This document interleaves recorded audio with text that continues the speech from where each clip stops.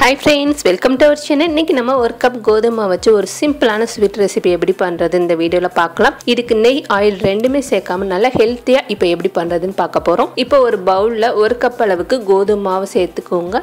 200 gram கோதுமை மாவு எடுத்துர்க்கேன்.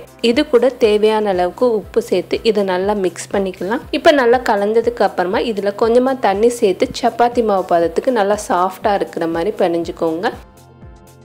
இப்போ இந்த மாதிரி நல்லா சாஃப்ட்டா பிணைஞ்சதுக்கு அப்புறமா இத எடுத்து தனியா வச்சிடலாம். அடுத்து ஒரு பவுல்ல அரை மூடி தேங்காய், பெரிய தேங்காய்ல அரை மூடி தேங்காவை துருவிட்டு சேர்த்திருக்கேன். இது கூட 50 கிராம் அளவுக்கு சுகர் பவுடர் எடுத்துக்கோங்க. பவுடரா மெஷர்மென்ட் கணக்குல எடுத்துக்கோங்க.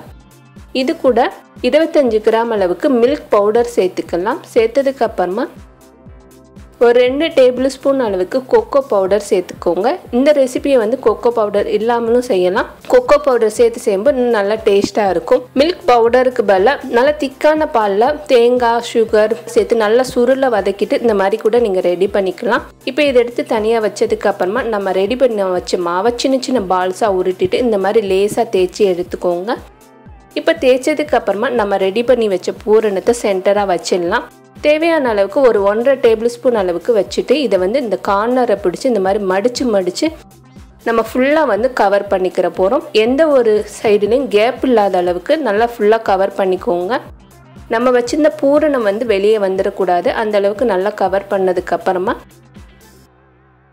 இதை வந்து நல்லா இந்த மாதிரி சுற்றி விட்டு க்ளோஸ் பண்ணிக்கலாம். இதே மாதிரி எல்லாத்தையும் நம்ம ரெடி பண்ணி தனியாக எடுத்து வச்சுக்கிற போகிறோம்.